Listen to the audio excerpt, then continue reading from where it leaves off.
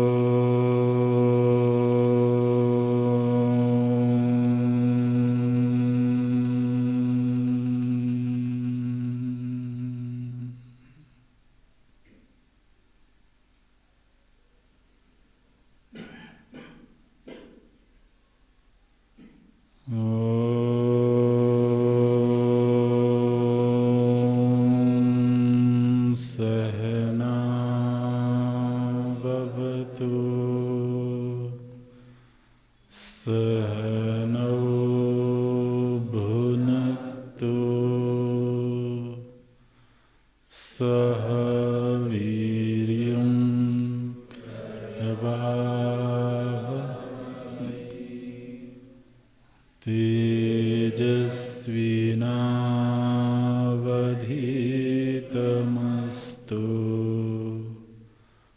मा विद्विषावहै। ॐ शान्तिः शान्तिः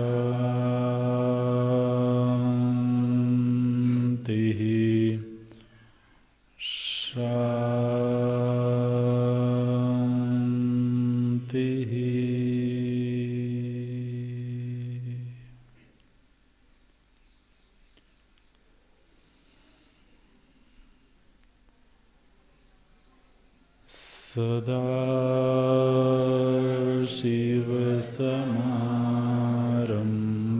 सदाशिवसमारम्भाम् शङ्कराचार्यमध्यमाम्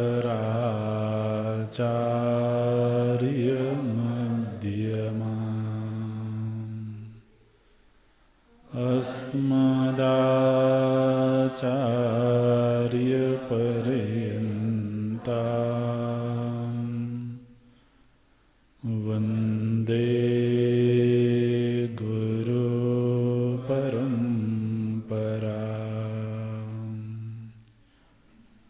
शङ्करं शङ्कराचार्यं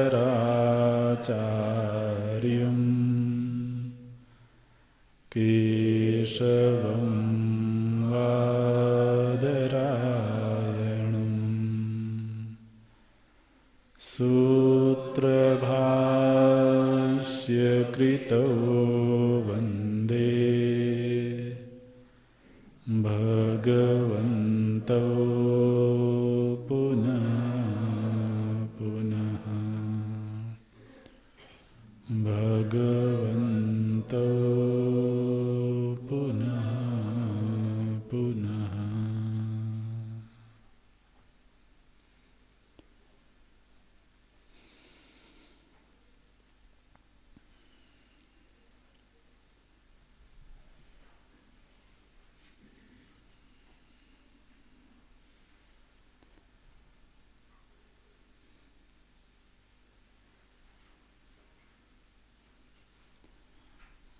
पुरमेकादशद्वारम्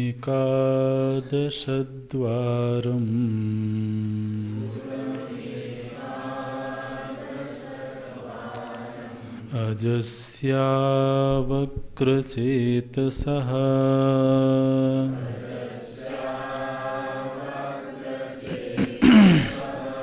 अनुष्ठाय न शोचति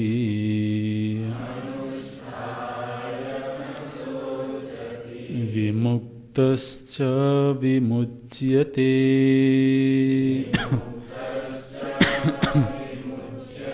एतद्वै तत् हंसः शुचिषत्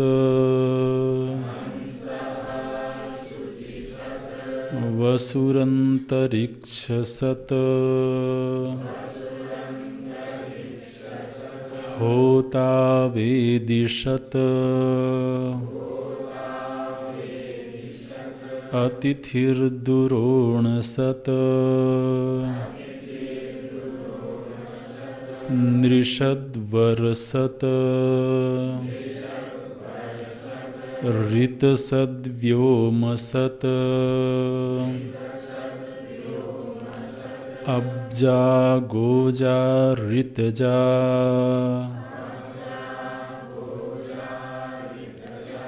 अद्रिजा ऋतं बृहत्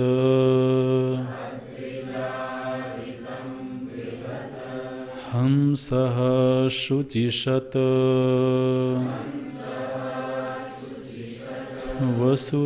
वसुरन्तरिक्षसत्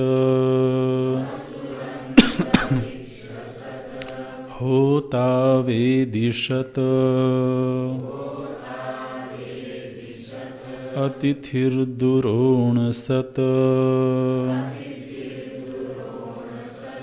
नृषद्वरसत् ऋतसद्व्योमसत्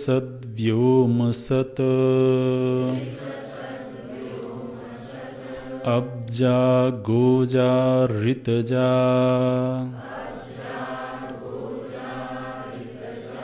अद्रिजा ऋतं बृहत्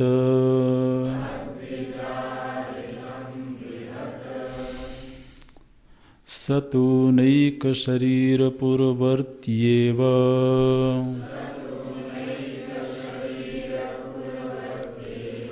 आत्मा किं तर्हि सर्वपुरवर्ती कथं हंसो हन्ति गच्छतीति शुचिषत्शुचौ दिव्य आदित्यात्मना सीदतीति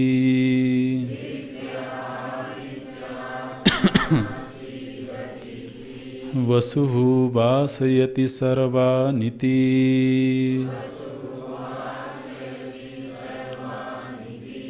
वायुवात्मना अंतरिक्षे सीदतीति अंतरिक्षसत्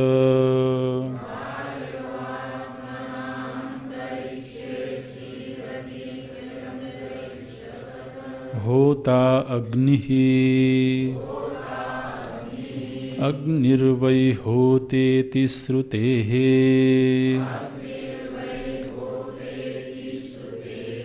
वेद्यां पृथिव्यां सीदतीति वेदिषत्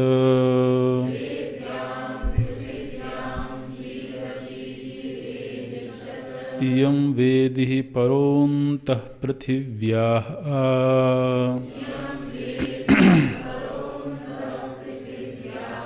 इत्यादि मंत्रवर्णात् अतिथि सोमः सन् दुरोणे कलशे सीदतीति दुरोणशत्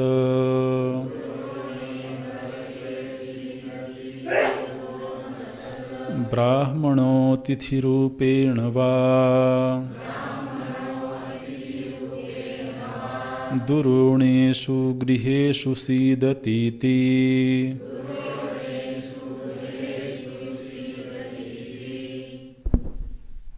सभी लोग पाठ क्यों नहीं करते हैं? ब्रह्मचारियों की आवाज बहुत कम आती है। मौन क्यों रह रहे हैं आप? जब पाठ करवाया जा रहा है तो पाठ करें। ब्राह्मणः अतिथिरूपेण वा दुरोणेषु गृहेषु सीदतीति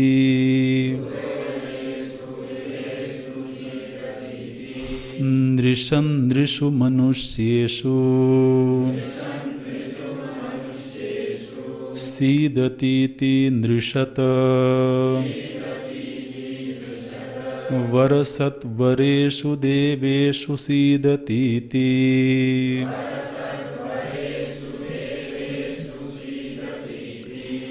ऋतसत ऋतं सत्यं यज्ञो वा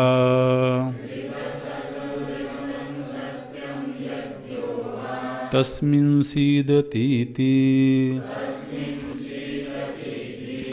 व्योमसत व्योम्नि आकाशे सीदतीति व्योमसत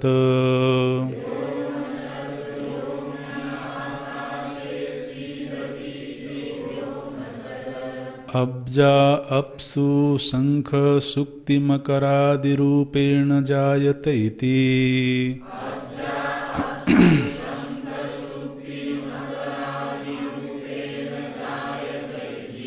गोजा गवी पृथिव्यां व्रीह्यवादिरूपेण जायते इति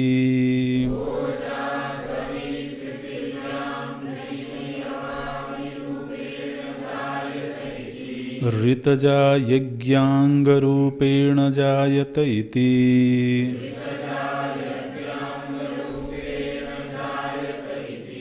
अद्रिजाः पर्वतेभ्यो नद्यादिरूपेण जायत इति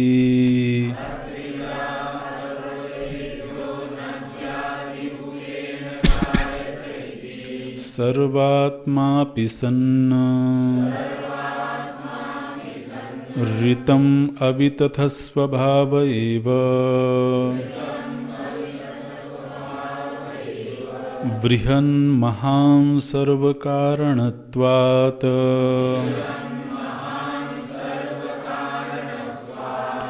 यदापि आदित्य एव मन्त्रेण उच्यते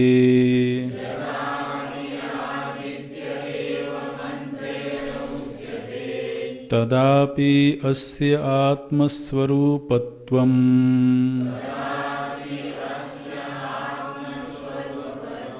आदित्यस्याङ्गीकृतत्वात् ब्राह्मणव्याख्यानेऽपि अविरोधः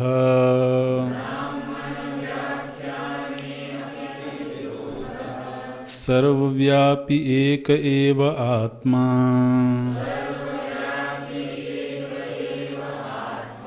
जगतः न आत्मभेद इति मंत्रार्थः।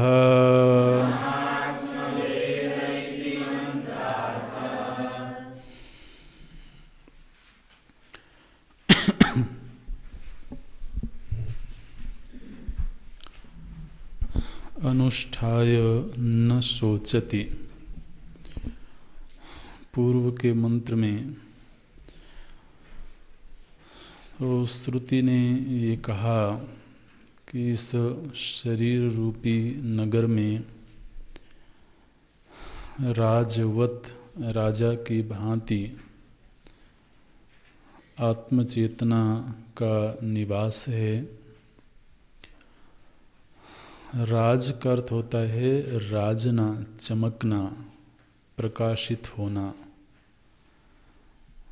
तो यहाँ इस शरीर रूपी नगर में जो प्रकाशमान वस्तु है, जो चैतन्य वस्तु है, वही मानो कि इस नगर का मुखिया है। ये नगर उसी के लिए है। ये जो कार्यकरण संघात है, यह उसी असंहत आत्मचेतना के लिए है।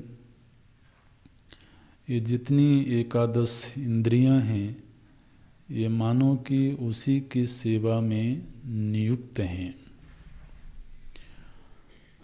उसका अनुष्ठान करना चाहिए, ऐसा श्रुति ने कहा। अनुष्ठान कैसे करें, तो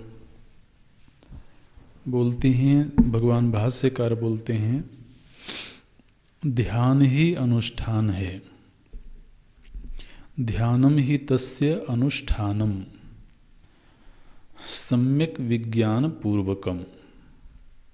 तो पहले तो उस आत्मा के विषय में हमें स्पष्ट बोध होवे कि वो आत्म वस्तु क्या है, उसके क्या लक्षण हैं, और ऐसे लक्षणों से युक्त आत्म तत्व का ध्यान किया जाए। जैसे कि जब हम सगुण प्रभु का ध्यान करते हैं, तो अगर उनके विग्रह का ध्यान करना है तो पहले हम उनके विग्रह के विषय में श्रवण करते हैं। उन्होंने कैसे तिलक लगाया हुआ है, कैसे उनके वस्त्राभूषण हैं, कैसे उनके अंग हैं। तो अंग प्रत्यंग का पहले हम श्रवण करते हैं। कस्तूरी तिलकम ललाट पटले, और ललाट पटल में कस्तूरी तिलक लगा हुआ है, तो ये सगुण साकार रूप का लक्षण है। अब ये लक्षण एक बार हमने सुन लिया, पढ़ लिया, तो अब उसी लक्षण के अनुसार प्रभु के उस विग्रह का ध्यान करते हैं। आपाद मस्तक, उनके चरण से लेकर के शिरोभाग तक उनके विग्रह का जब ध्यान करते हैं, तो हमें मालूम है कि उनके वस्त्र किस रंग के हैं, उनकी मुखाकृति कैसी है, कौन से आयुध उन्होंने धारण किए हुए हैं, उनका अंग सौष्ठव कैसा है। तो ये सारे लक्षण सुनने के बाद फिर एक विग्रह, एक भावमयी मूर्ति हमारे चित्त में बनती है, अभ्यास से बनती है, और फिर उसी मूर्ति का हम अपने हृदय में, अपने अंतर्देश में ध्यान करते हैं। तो जिस तरह से ये सगुण साकार मूर्ति का ध्यान एक उपासक करता है, ऐसे ही तो उस आत्म तत्व के लक्षण हम श्रुतियों में सुनते हैं, और उन्हीं लक्षणों के आधार पर फिर उस आत्म तत्व का ध्यान होता है। तो इसलिए ध्यान, वेदांत में जिसको ध्यान कहा गया है, वो ज्ञान पूर्वक ध्यान है। माने पहले उसका बोध होवे, लक्षणों का बोध होवे, और उन्हीं लक्षणों से युक्त जो आत्म वस्तु है उसका अनुसंधान होवे। तो जैसे एक लक्षण दिया गया कि सभी प्रत्यय जिसके विषय बन रहे हैं, अब एक लक्षण है, प्रत्ययाः विषयाः भवन्ति यस्य स आत्मा। तो जैसे जिन्होंने पीत वस्त्र धारण किया है वो पीतांबरधारी हैं, वो भगवान कृष्ण हैं, तो ये पीत वस्त्र एक तरह से लक्षण बन गया। ऐसे ही जब हम तत्व का ध्यान करते हैं तो प्रत्यय जिसके विषय बन रहे हैं वो आत्म वस्तु है। इन्हीं लक्षणों का सहारा लेकर के फिर उस तत्व का ध्यान होता है। यहाँ पर जो नगर की कल्पना की गई, ये बड़ी सार्थक कल्पना है। माने यह जो शरीर है, वैसे तो अगर भौतिक दृष्टि से देखा जाए तो यह शरीर कोई बहुत पवित्र वस्तु नहीं है, लेकिन उस आत्म चेतना की उपस्थिति में यही शरीर अत्यंत पवित्र वस्तु है।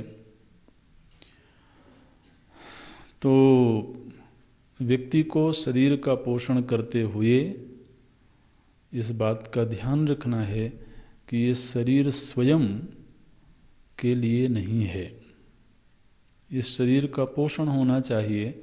व्यक्ति घर बनाता है तो घर को सुंदर बनाता है, स्वच्छ बनाता है, साफ सुथरा रखता है, लेकिन घर घर के लिए नहीं है। यदि घर में रहने वाला अस्वस्थ हो या घर में रहने वाला सुखी ना हो, सम्मानित ना हो, तो सुंदर से सुंदर घर का भी कोई बहुत विशेष अर्थ नहीं है, उसकी कोई सार्थकता नहीं है। इसी तरह से यह शरीर रूपी जो घर है, नगर है, इसकी सार्थकता तभी है जब इस नगर में रहने वाला जो स्वामी है वो सम्मानित होवे। उसके सम्मान का तरीका क्या है? वो है ध्यानाभ्यास। तो अनुष्ठान का वैसे तो अर्थ होता है कोई क्रिया करना। अगर उपासना के संदर्भ में अनुष्ठान का प्रसंग हो या कर्म के संदर्भ में अनुष्ठान शब्द का प्रयोग हो तो वहाँ कोई क्रियात्मक साधना की बात की जाएगी। लेकिन यहाँ अनुष्ठान श्रुति का शब्द है। भगवान भाष्यकार अर्थ करते हैं ध्यानम, अनुष्ठाय ध्यात्वा इति। क्यों? क्योंकि यहाँ पर इस अनुष्ठान रूपी साधन से जिसकी निवृत्ति हो रही है वो निवर्त्य है अज्ञान। तो अविद्या, काम, कर्म आदि की जो निवृत्ति है वो निवृत्ति किसी अनुष्ठान माने क्रियात्मक अनुष्ठान से नहीं होती है। अनुष्ठान का अर्थ ध्यान क्यों किया गया? क्योंकि अविद्या, काम, कर्म आदि जो बंधन हैं, इन बंधनों की निवृत्ति किसी क्रियात्मक साधना से नहीं होती है। इसलिए अनुष्ठान का अर्थ ध्यान ही करना होगा और कोई अर्थ नहीं कर सकते हैं। तो जब ये कहा गया कि ध्यानम ही तस्य अनुष्ठानम, लेकिन वह ज्ञान पूर्वक होवे। ध्यान पर पहले भी चर्चा हुई कि एकाग्रता रूपी जो ध्यान होता है उसका फल अलग है, उसकी प्रकृति अलग है। लेकिन जो ज्ञान पूर्वक ध्यान होता है वहाँ पर फिर ध्यान का अर्थ होगा चिंतन, ध्येय चिंतायाम। ध्यान शब्द है वास्तव में वह व्युत्पत्ति के अर्थ में, चिंतन के अर्थ में ही ध्यान शब्द का प्रयोग होता है। तो आत्मचिंतन करना, अंतर्मुखी होकर के, शमदमादि से संपन्न होकर के, जिन लक्षणों का हमने श्रवण किया है उन्हीं लक्षणों का अनुसंधान करते हुए उस आत्म वस्तु का ध्यान करना। चूंकि वह हृदय गुहा में है, इसलिए मानो कि इस नगर में जो सबसे केंद्रभूत स्थान है, पूर्व के ही मंत्र में हमने पढ़ा था, अंगुष्ठ मात्र पुरुषः मध्य आत्मनि तिष्ठति। तो मध्य आत्मनि माने शरीर के मध्य भाग में हृदय गुहायाम तिष्ठति।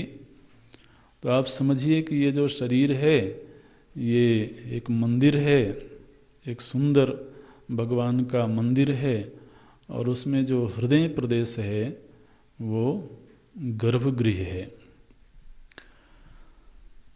गर्भगृह में हमारे जो प्राचीन मंदिर हैं और ख़ासतौर से दक्षिण भारत में जो मंदिर हैं वहाँ अभी भी तो बिजली नहीं जलाई जाती है, वहाँ दीपक जलाए जाते हैं।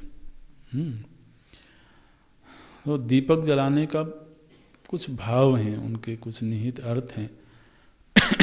तो उसमें तेल होता है, तो वो तेल वहाँ पर प्रज्वलित किया जाता है। मानो कि जो हृदय रूपी गुहा है, उस हृदय रूपी गुहा में उस आत्म वस्तु का ध्यान करने के लिए श्रद्धा रूपी तेल चाहिए। ये श्रद्धा क्या है?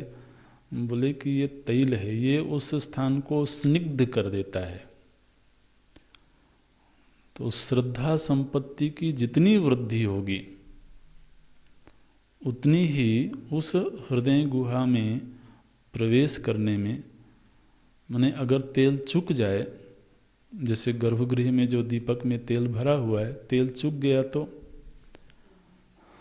वो दीपक बुझ गया। ऐसे ही हम ये अनुभव करते हैं कि जब श्रद्धा संपत्ति घटती हुई मालूम पड़ती है तो वहाँ पर ध्यान उतना सहज नहीं हो पाता है।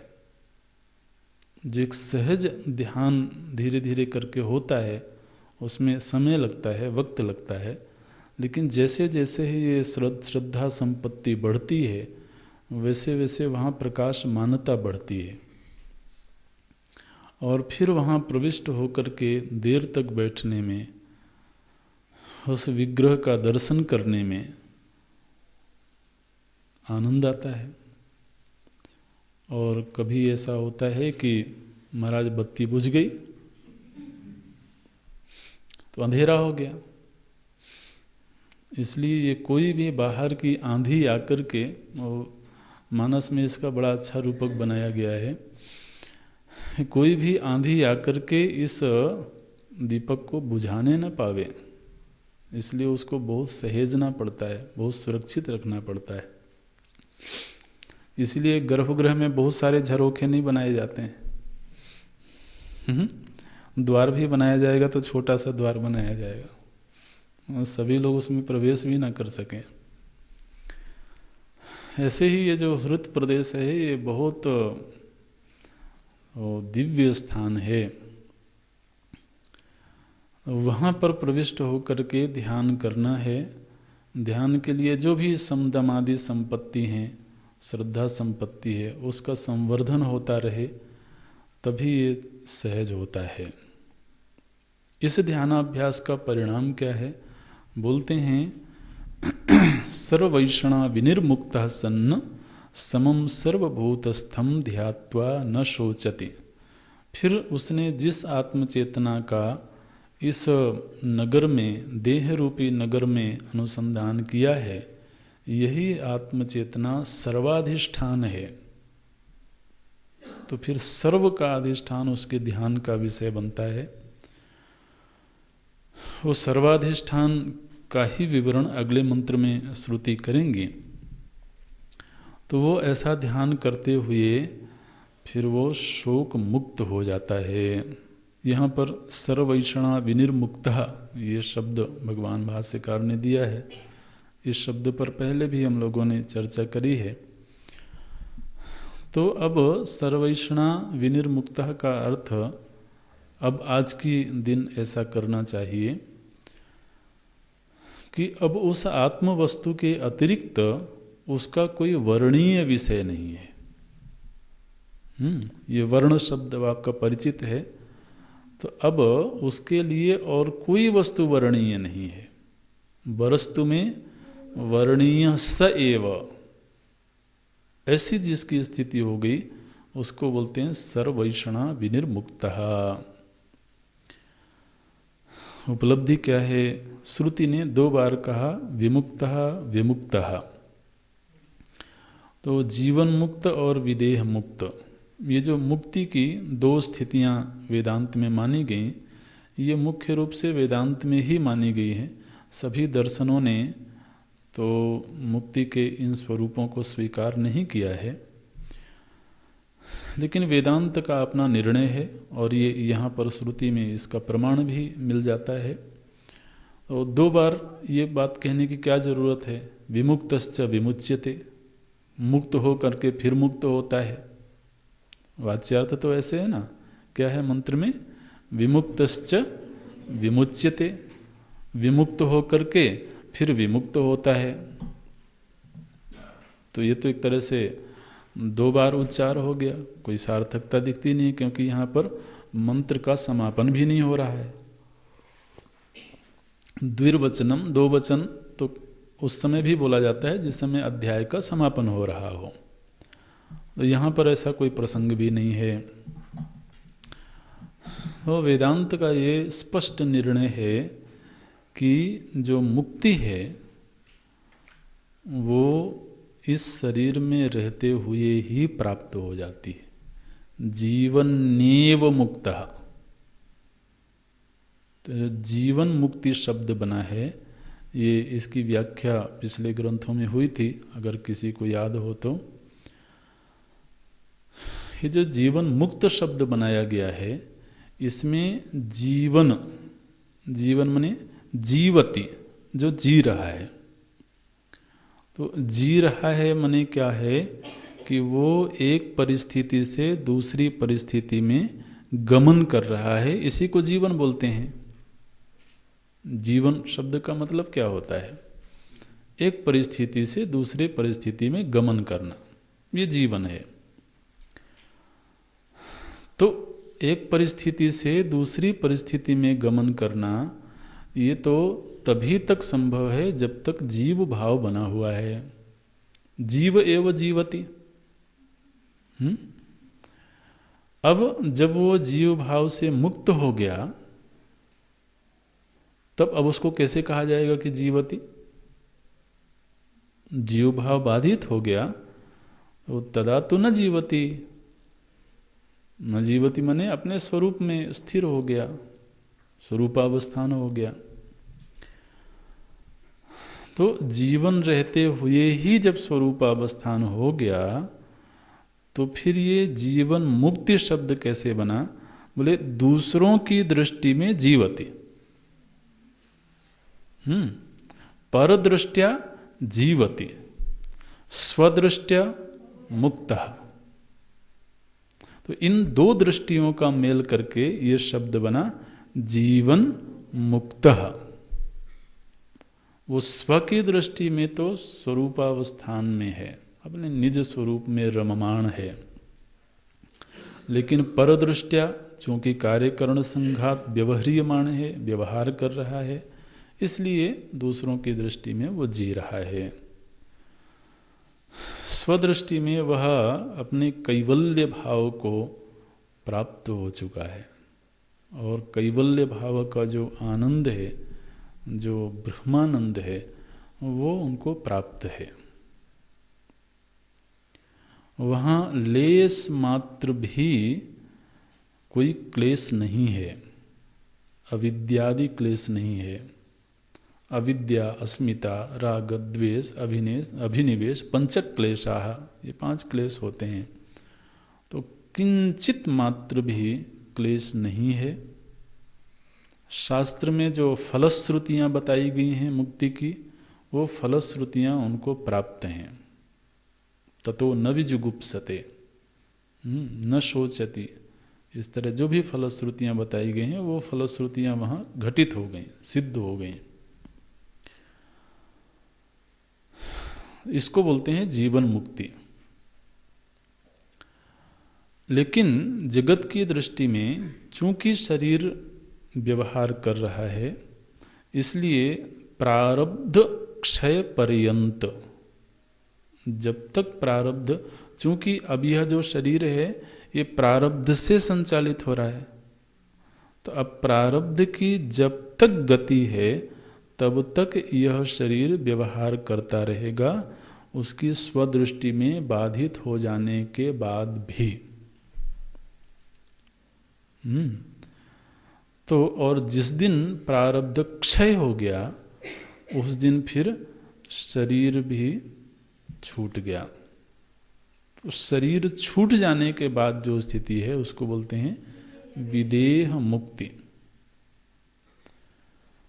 तो ये नहीं समझना है कि विदेह मुक्ति में कोई अलग सा फल मिलता होगा या कोई अलग स्थिति बनती होगी। मुक्ति माने जीवन मुक्ति, बल्कि वेदांत का तो ये निर्णय है कि मुक्ति माने जीवन मुक्ति ही है। जीवन रहते ही मुक्ति हो गई तो ही मुक्ति है।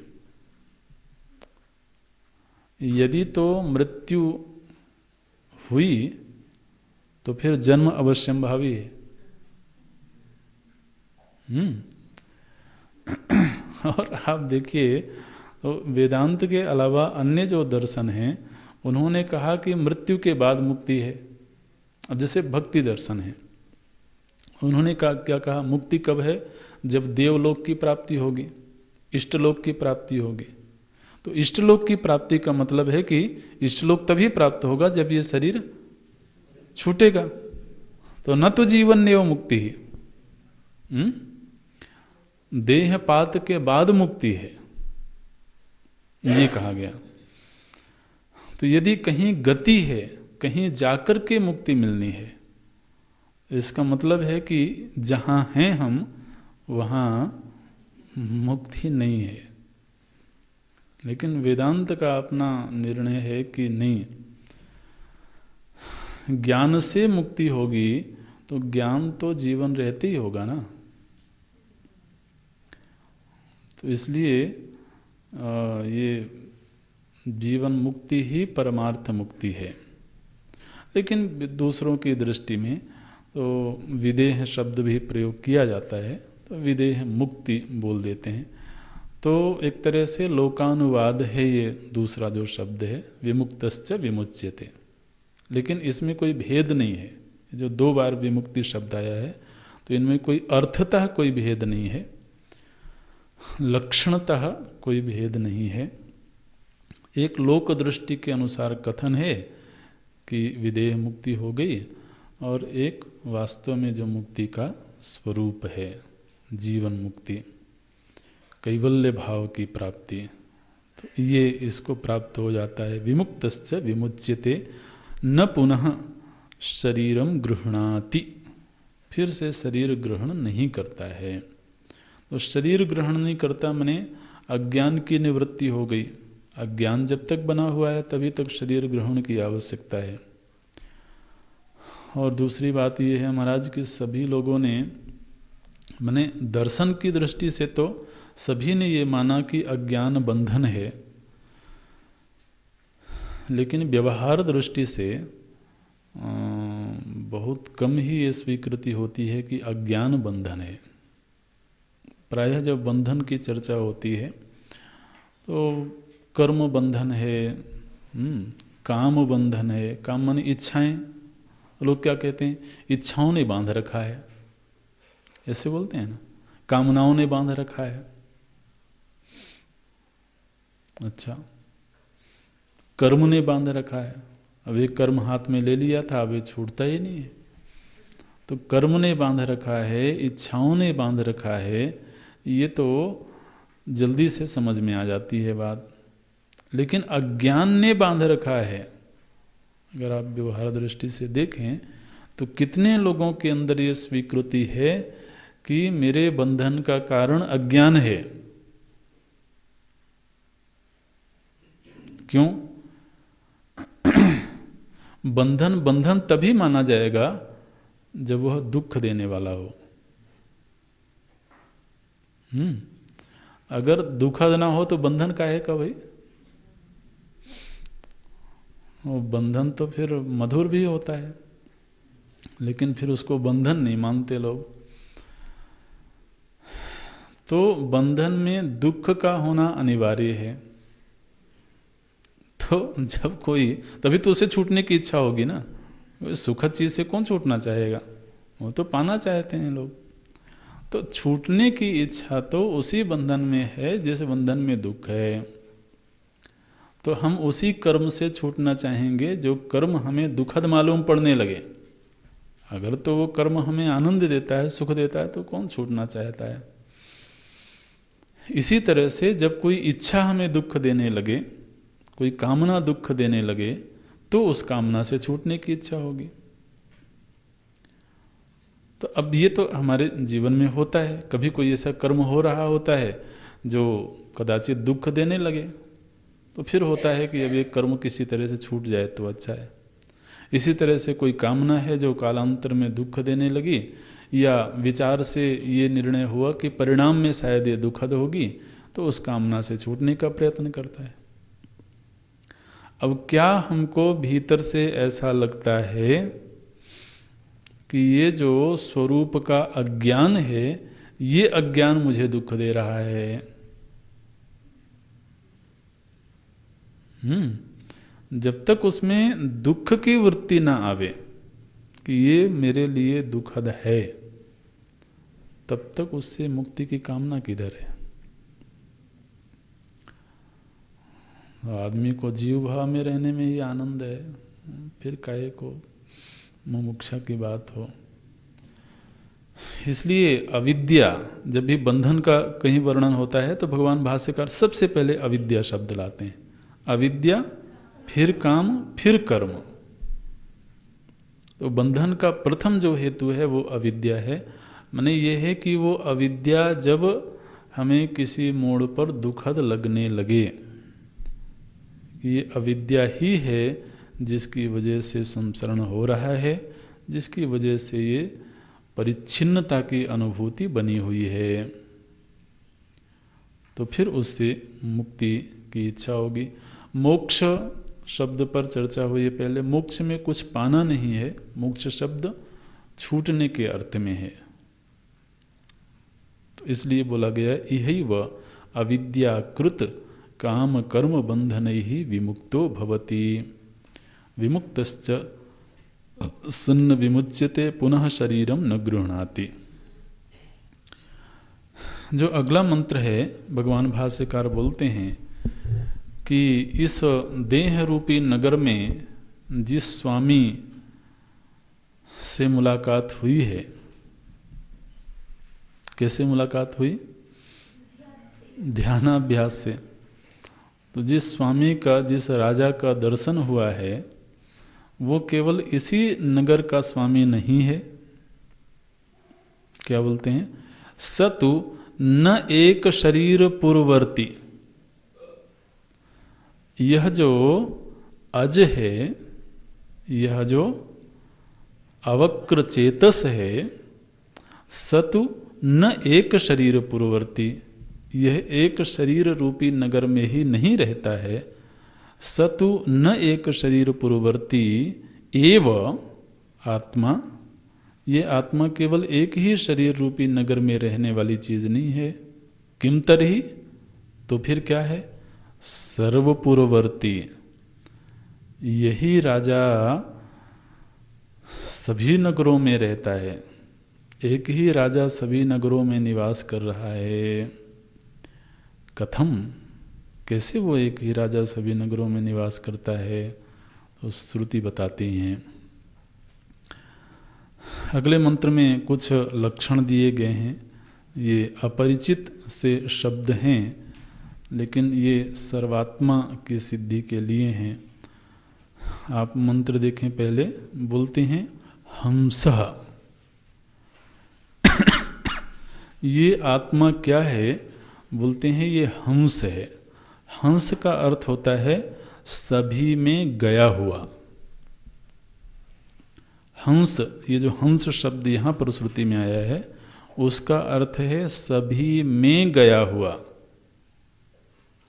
हंति गच्छतीति। जिस तरह से सभी घड़ों में जो गया हुआ है वो क्या है? मिट्टी है। तो मिट्टी को हंस कह सकते हैं, है ना? ऐसे सभी वस्त्रों में जो गया हुआ है उसको हंस कहते हैं। सभी आभूषणों में जो गया हुआ है उसको हंस कहते हैं। तो स्वर्ण को हंस कहेंगे, मिट्टी को हंस कहेंगे, ऐसे। तो ये आत्म वस्तु क्या है? बोले ये हंस है।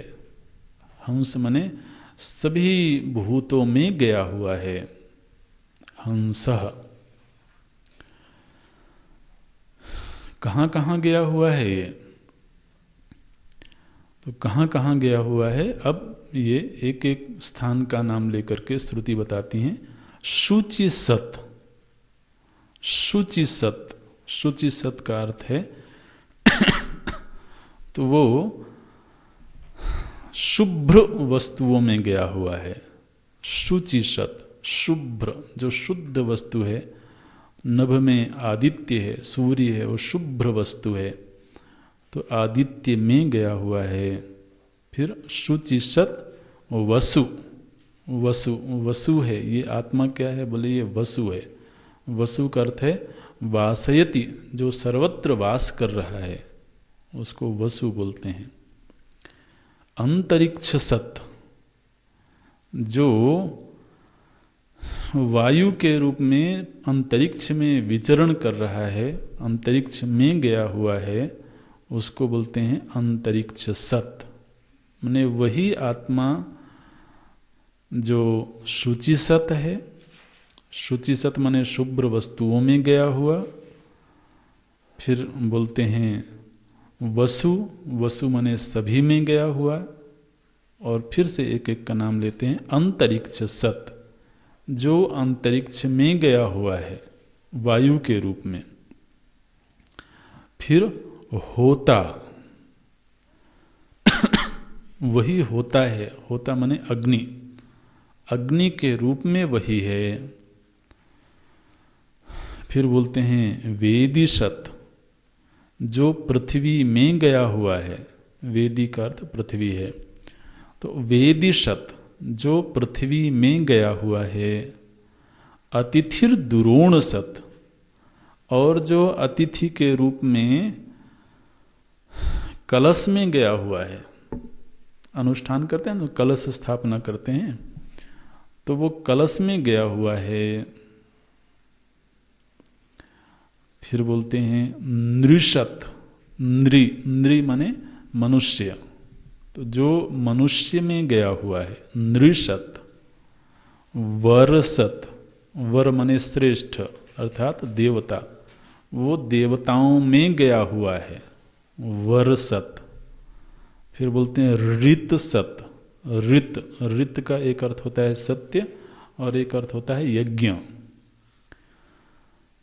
तो जो यज्ञ में गया हुआ है ऋत सत।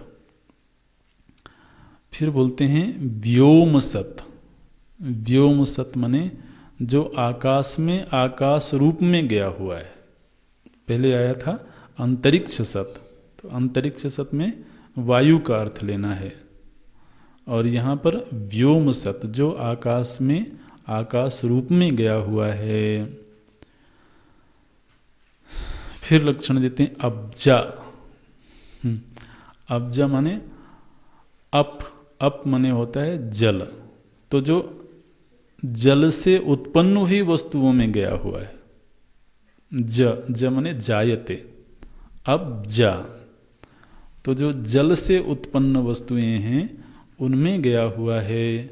गोजा, गोजा, गवि माने पृथ्वी, तो पृथ्वी से उत्पन्न वस्तुओं में जो गया हुआ है वो गोजा। फिर बोलते हैं ऋतजा, ऋतजा, ऋत माने यज्ञ अर्थ किया गया, तो यज्ञ से उत्पन्न या यज्ञांग के रूप में जो वस्तुएं हैं उनमें गया हुआ है।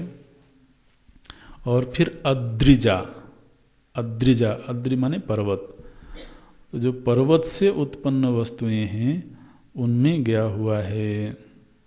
तो कहाँ कहाँ इसका अनुवर्तन है, कहाँ कहाँ गया हुआ है, कहाँ कहाँ हंसत्व की सिद्धि हो रही है। पहला लक्षण क्या बताया था, हंस, तो हंसत्व की सिद्धि कहाँ कहाँ हो रही है ये अब देखिए, ये समष्टि में सर्वात्मा का ध्यान है। पहला ध्यान बताया गया इस देह रूपी नगर में। अब जो इतने सारे नगर बसे हुए हैं बाहर समष्टि में, उन सभी नगरों में ये एक ही राजावत विद्यमान है। तो वो अद्रिजा, पर्वत से उत्पन्न चीजों में वर्तमान है। स्वयं कैसा है, बोलते हैं ऋत, वो ऋत है, सत्य स्वरूप है, अवितथ स्वरूप है।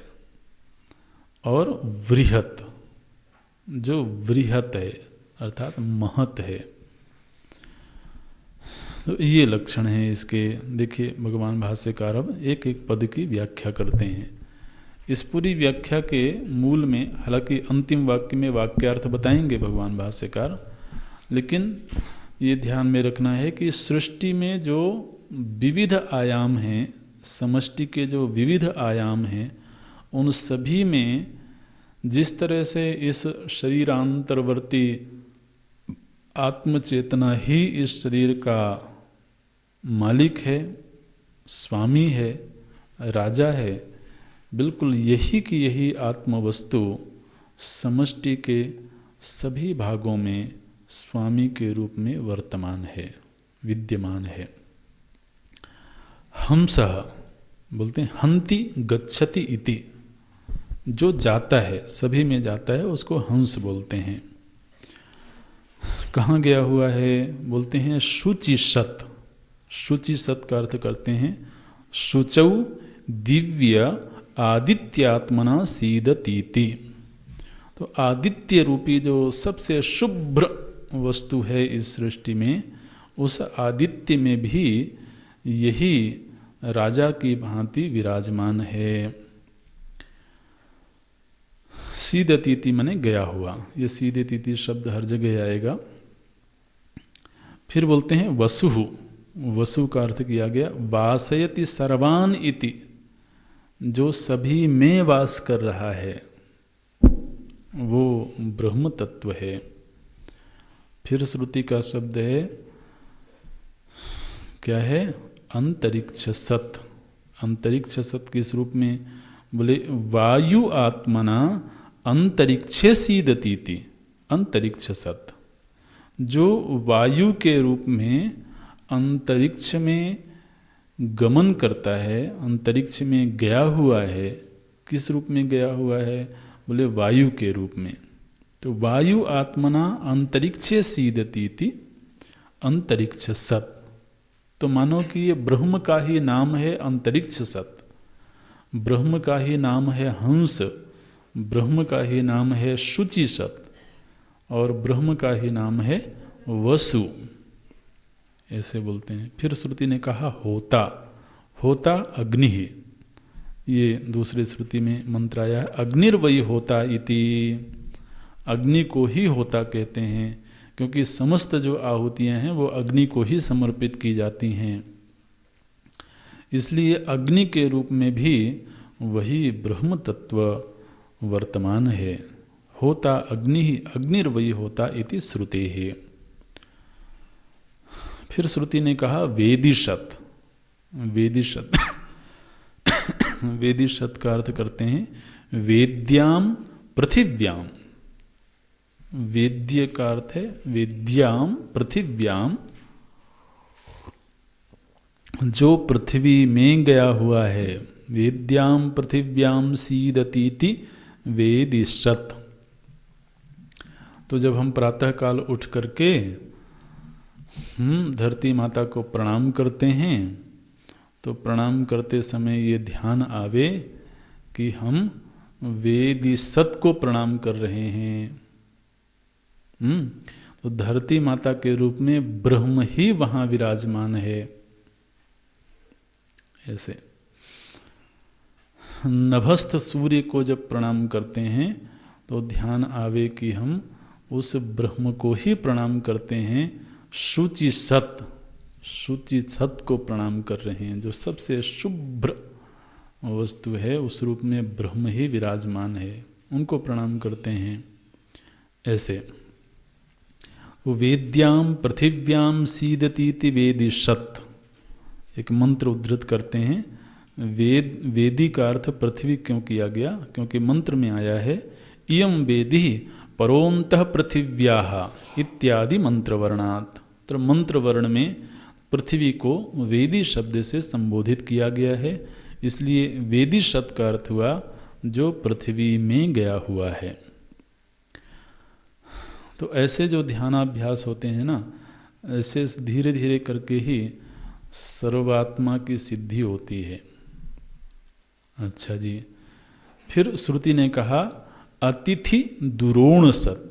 ये अतिथि दुरोण सत एक साथ ही जाएगा, अतिथिर दुरोण सत। तो अतिथि, अतिथि माने तो हम जानते ही हैं, यहाँ पर अतिथि का अर्थ करते हैं सोमः। सोमः सन्न दुरोणे कलशे सीदतीति। दुरोण का अर्थ होता है कलश। तो सोम के रूप में जब कलश स्थापन करते हैं तो उसमें जल भरते हैं ना, तो उसमें मानो कि जो सोम का आवाहन करते हैं। तो सोम का एक अर्थ होता है अमृत। वो सोमपाई ऐसे देवताओं को बोला जाता है जो अमृत पान करने वाले हैं। तो इसीलिए कलश में जब देवताओं का आवाहन किया जाता है तो उसमें फिर अमृत की प्रतिष्ठा होती है, इसीलिए फिर कलश का जो जल है वो सभी के ऊपर अभिषेक करते हैं। तो सोम रूप में कलश में जो गया हुआ है वो कोई और नहीं है, वो ब्रह्म ही है। अतिथि ही, क्योंकि वो पहले से नहीं था, वहाँ आवाहन किया गया। अतिथि शब्द का अर्थ भी लेना पड़ेगा ना। अतिथि का मतलब है जो कोई आया है, पहले से नहीं है। तो वहाँ पर आवाहन किया गया कलश में। कलशस्य मुखे विष्णु, तो पूरा जो कलश होता है उसमें सभी देवताओं का आवाहन किया जाता है। बोलते हैं अतिथि सोम सं दुरोणे कलशे सीदतीति दुरोण सत। लेकिन भगवान भाष्यकार को लगा कि एक अर्थ और करना चाहिए इस वाक्य का। क्या बोलते हैं? बोले ब्राह्मण अतिथि रूपेण वा। तो महाराज ब्राह्मण भी अतिथि के रूप में भिक्षा मांगने आते हैं, तो वो भी अतिथि हैं। और फिर दुरोण का अर्थ किया गया गृहेषु। पहले दुरोण का अर्थ क्या किया गया था? कलश। और अतिथि का अर्थ हुआ था सोम। अब अर्थ बदल रहे हैं थोड़ा सा, तो दुरोण का अर्थ कर रहे हैं घर। घरों में अतिथि के रूप में जो आता है। अतिथि रूप में कौन आता है? ब्रह्मचारी आएंगे और कौन भिक्षा मांगने के लिए। तो बोलते हैं ब्राह्मण अतिथि रूपेण वा। और यमाचार्य को याद है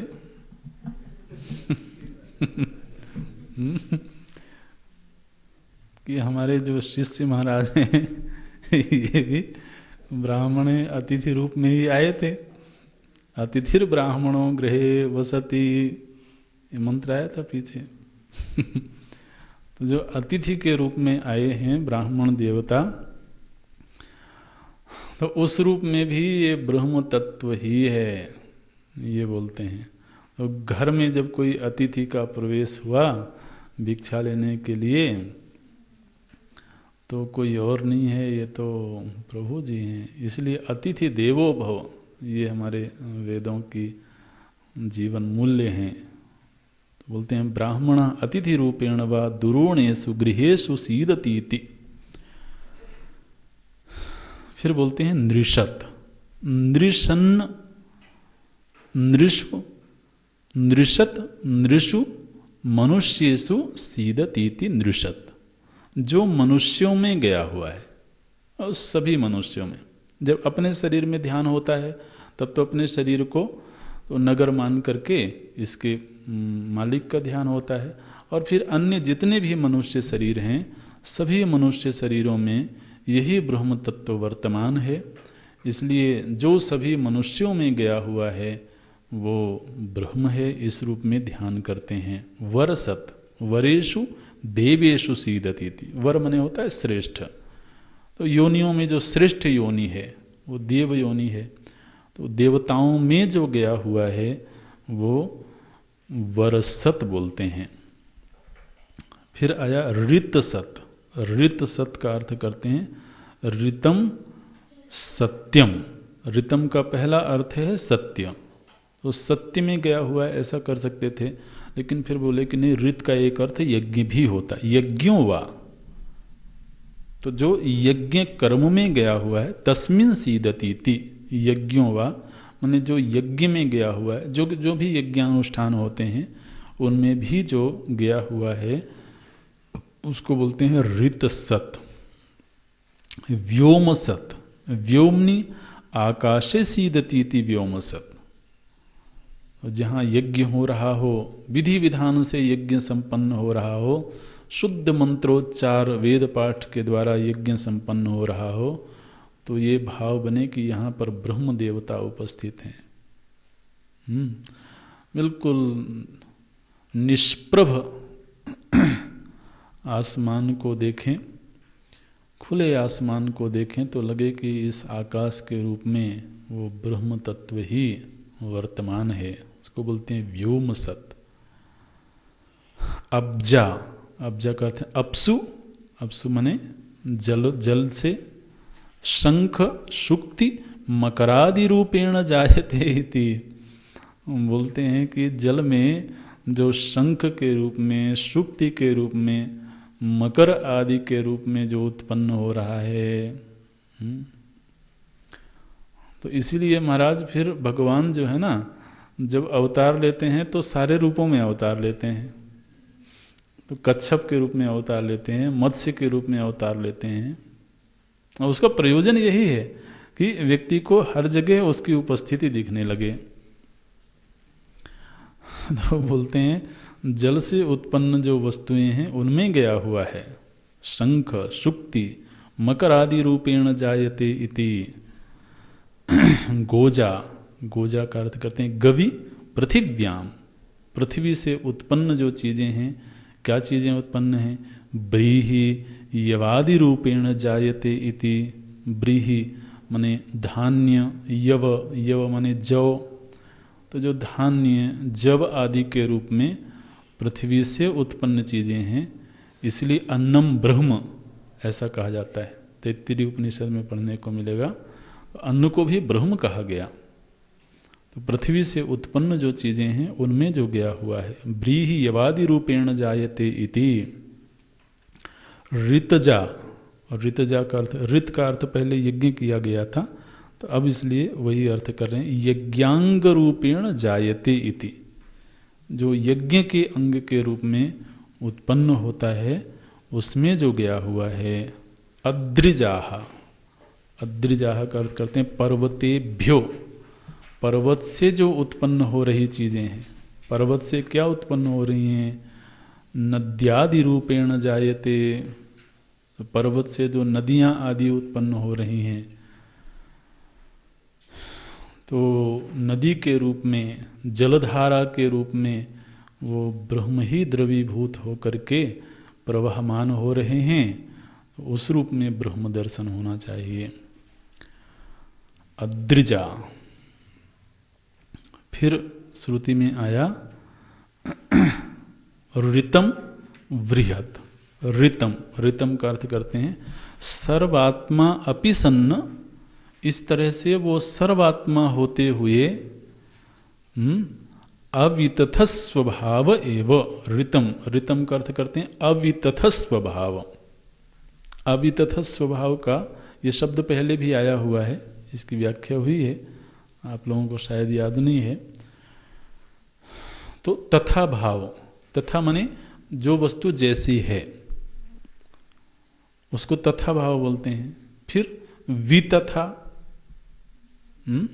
जो वस्तु जैसी है लेकिन उसके विपरीत हो जाए। जैसे आज एक वाक्य बोला गया और कल वाक्य बदल दिया गया, तो अब वाक्य क्या हो गया? वितथ हो गया। आज जो वाक्य बोला कल भी अगर वही वाक्य बोला जाएगा तब क्या होगा? वो तथा भाव। लेकिन जैसे ही हमने कल वाक्य बदला तो वो हो गया वितथ। तो जो वितथ भाव को प्राप्त न होवे उसको क्या कहेंगे? अवितथ। ये अर्थ पकड़ में आया? तथा मने जैसे का तैसा, जैसा आज है वैसा ही कल है, तो इसको तथा भाव बोल गए। और आज तो एक है, कल दूसरा हो गया, तो वितथ हो गया। जिसमें वितथ होने की संभावना नहीं है, माने जैसा है वैसा ही रहेगा हमेशा, उसको बोलते हैं अवितथ। ऋत सत्य, सत्य कब कहा जाएगा? जब उसमें वितथ होने की संभावना ना हो, उसको ऋत बोलते हैं। तो ये जो ब्रह्म तत्व है, इस सर्व रूप में उत्पन्न होते हुए भी हैं, सभी में गया हुआ होते हुए भी वास्तव में वो वैसे का वैसा ही है। सभी घटों में आकाश गया हुआ है, लेकिन घटाकाश हो जाने पर भी आकाश वितथ नहीं हुआ। वो स्वरूपतः वैसे का वैसा है, इसलिए बोलते हैं ऋतम अवितथ स्वभाव एव। और वही बृहत है, बृहन महान सर्व कारणत्वात्, सर्व का कारण होने से उसको तो बृहत बोलते हैं। यहाँ पर तो भगवान भाष्यकार, तो महाराज भगवान भाष्यकार को तो सारी श्रुति स्मृति वेद पुराण सब उनके हृदय में ही निवास करते हैं।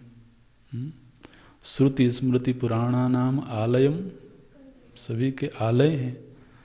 तो उनको याद आता है कि किसी ब्राह्मण ग्रंथ में भी आदित्य के लिए, सूर्य के लिए ये विशेषण आए हैं। हंसः शुचिसत आदि ये विशेषण सूर्य के लिए भी किसी ब्राह्मण ग्रंथ में आए हैं। तो यहाँ पर कोई ये कह सकता है कि ये जो मंत्र है ये तो सूर्य देवता के लिए कहा गया है, क्योंकि ब्राह्मण ग्रंथ में भी वो मंत्र आया हुआ है। तो भगवान भाष्यकार बोलते हैं कि नहीं, यहाँ पर ये जो मंत्र है ये ब्रह्म तत्व के लिए ही कहा गया है, आदित्य का वाचक होने पर भी। देखिए क्या बोलते हैं, यदा अपि आदित्य एव मंत्रेण उच्यते। मंत्र भाग में तो ये आदित्य के रूप में कहा गया है, तदा अपि, ऐसा होने पर भी, अस्य आत्मस्वरूपत्वम आदित्यस्य अंगीकृतत्वात्। तो आदित्य को भी आत्मा के रूप में कहा गया है कई मंत्रों में। तो आदित्य को भी आत्मा कह के संबोधित किया गया है, या आत्मा को आदित्य कह के संबोधित किया गया है। तो इसलिए यहाँ पर तो ये सारे के सारे लक्षण आत्मा के ही लक्षण हैं, ऐसा मानने में कोई विरोध नहीं है। आत्मस्वरूपत्वम आदित्यस्य अंगीकृतत्वात्। आदित्य को आत्मस्वरूप में ही अंगीकार किया गया है। कहाँ अंगीकार किया गया है?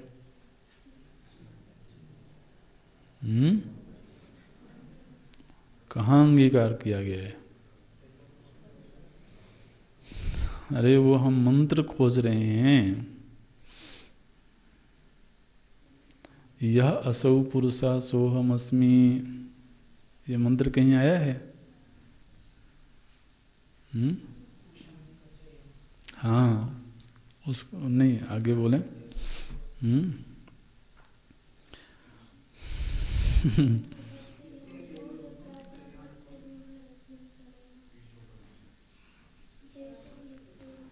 कल्याणतमं तत्तेहं पश्यामि योसावसौ पुरुषः सोहमस्मि। जो आदित्य मंडल में जो पुरुष है वह पुरुष मैं ही है।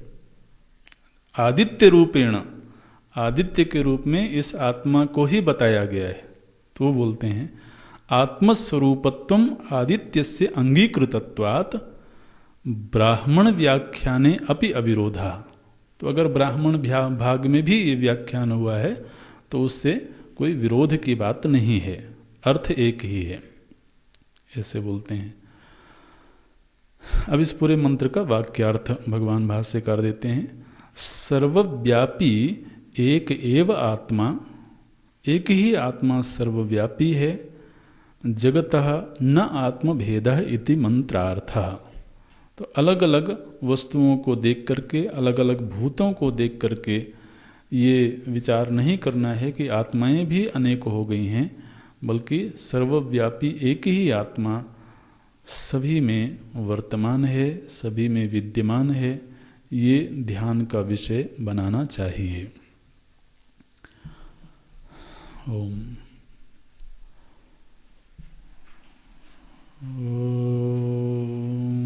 पूर्णमदः पूर्णमिदं पूर्णात् पूर्णमुदच्यते पूर्णस्य पूर्णमादाय पूर्णमेवावशिष्यते। ओम शांति शांति शांति। हरि ओम। श्री गुरुभ्यो